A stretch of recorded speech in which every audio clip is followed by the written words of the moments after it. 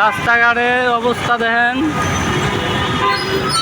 একদিকে ফাঁকা আর একদিকে পুরো দমে জাম। কথা হলো যে অটো রিক্সার আন্দোলন করতেছে,